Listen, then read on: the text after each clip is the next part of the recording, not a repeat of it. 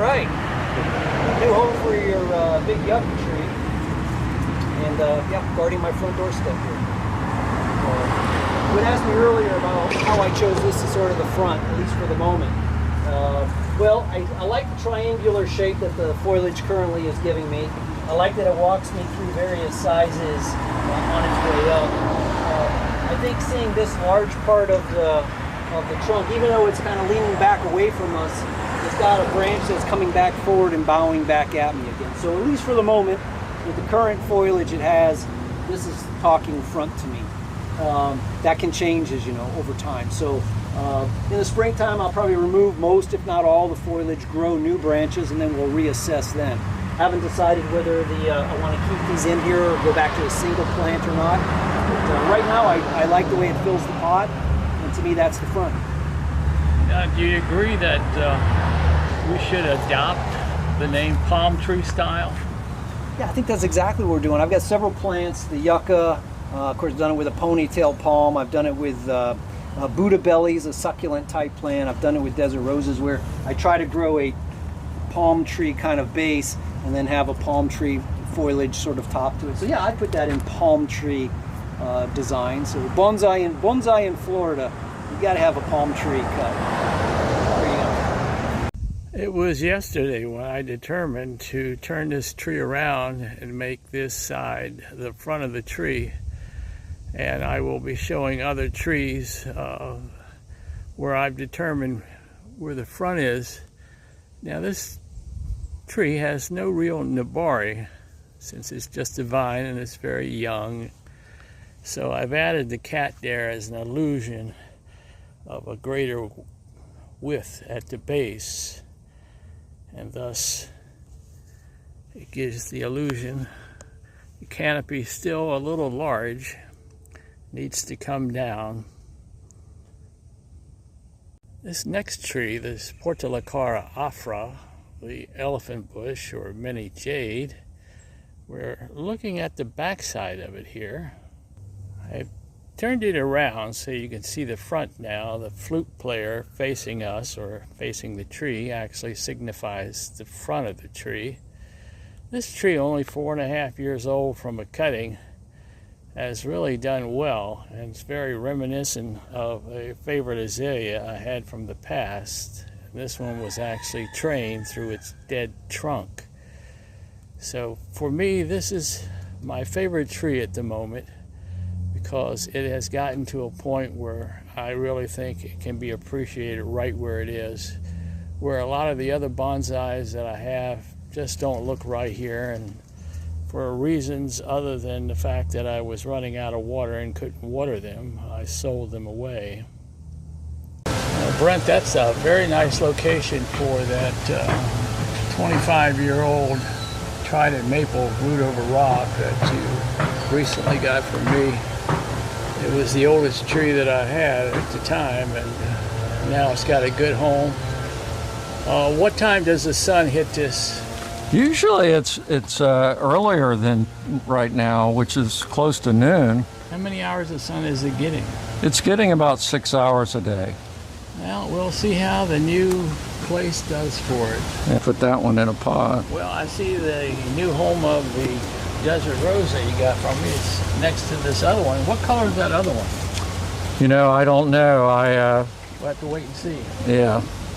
So this Portulacara, the elephant bush here, it's big and it looks good here, but I don't think it's getting enough sun.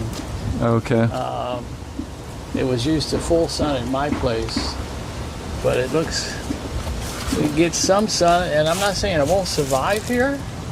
It just it needs more sun. Probably could use more sun for okay. sure. What about these? These are willow leaf ficus that I put cuttings in that pot probably 8 years ago, maybe 6 to 8 years ago. This one over here? And that one is third generation willow leaf ficus that originally was, the first generation was purchased by my parents from Mr. Smith in Vero Beach back in the 70s. Come on over here to where you can see me here. By chasing it back, you see these are elongated. What I would do is cut it back here, cut it back here, cut it back here, cut it back here. And what that does, it forces these to go back. You can also go in and actually cut the buds off of this, cut it back to just 2 leaves. Yes. So that it forces it to bud back. Got it. What kind of tree is this? And it's a Brazilian rain tree. And as I was saying, you can chase this back in the same technique. If fortunately you still have the top. Does it remain here throughout the year? It does. Of course, we're facing west if you're looking in front of the tree, and the bad, northeasters and northwest cold fronts. This tree is somewhat exposed to that, but it's somewhat sheltered by the surrounding foliage and on a slight decline on the street, so the cold air usually doesn't freeze in this situation, but it would have to be covered for a few days out of the year. All right, this is the new location for the black pine that you got from me a couple weeks ago.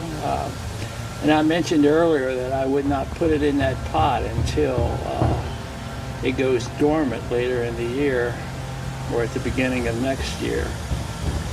Do you have anything to say about it? Yeah, when I got it from you, you had actually compressed it down a bit, and I did raise it up a few inches, and I did cut a few of the buds along the lower third of the tree. Here's a couple of Brent's finer trees. I told him that if they were mine, I'd find some way of raising them up. Here is the juniper that I sold him, the twins. And here's all the club members that showed up at Dave's today. Quite a nice day. So here goes Dr. Dave. Dr. Dave taking off some unwanted roots that are going to be too high for what we're going to want eventually. So We we'll have start is new. root rot has invaded this poor bogey. This is a desert rose, adenium. Adenium.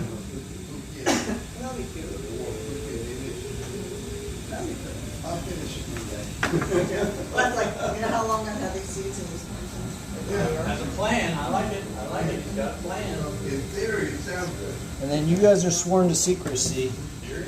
This came from the kitchen. Karen's not here.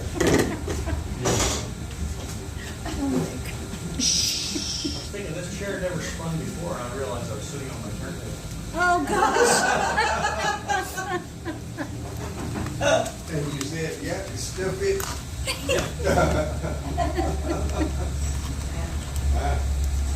So I'm gonna kind of think where and we got to figure out when we get it in what position do we want the plant. We want it coming leaning forward a little bit more like this, or we want it laying back like that. And I'm thinking more forward, so these branches are kind of coming back, opening up. If this ends up being the front, which it probably will, so I got to kind of think of the angle that I want to make my cut. Dave, I'm stealing some of that rainwater. Sure. Ouch! Whoops. Ouch! Oh. More anesthetic. Oh, we're out of anesthetic. All right. Well, bite the bullet. Speed. Go faster. Are we calling pumpkin place? Think happy. Oh, that's a good idea. You want a happy jack-o'-lantern or a scary one? Scary. Scary. Very scary. Yeah.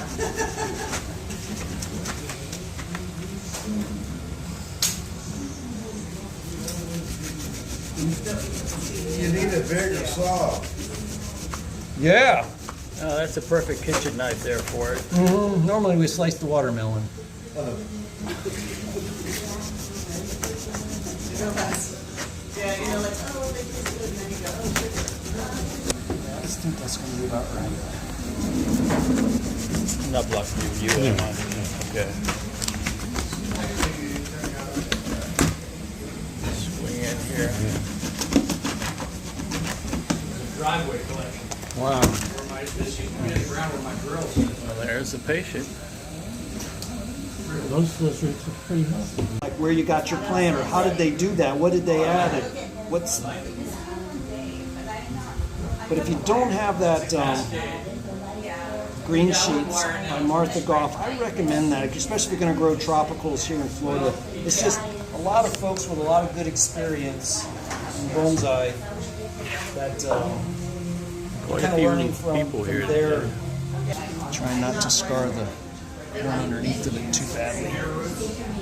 Yeah, I like to leave those on because what they'll do is they'll come down and they'll touch the soil, and then you have a very interesting walk around. Yeah, for her. Some of Dave's tree, you see those aerial roots add a lot to it.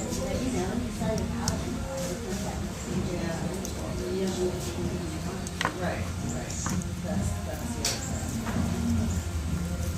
So is that mushy or It's mushy, but mushy or soft? Rebel without a cause. soft. Oh my god, that was so bad.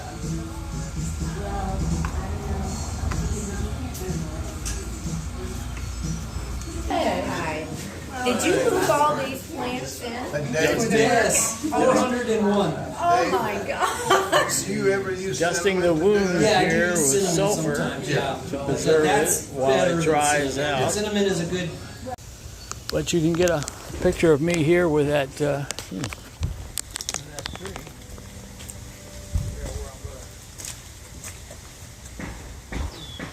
Down here, somewhere where I can get back up again. And where do I press? The camera on the lower part, the red. No, you see where it's like a white dot, big white dot on the. Here. Wait a second. We're filming. 117 films now. Things don't always go perfect. But there's my Talabuya, lavender in color, sitting under his shade trees. Hopefully they get enough sun that it might bloom. Well, I gotta bring this film to an end. Here's the last of it. Hope you have a great day. Thank you.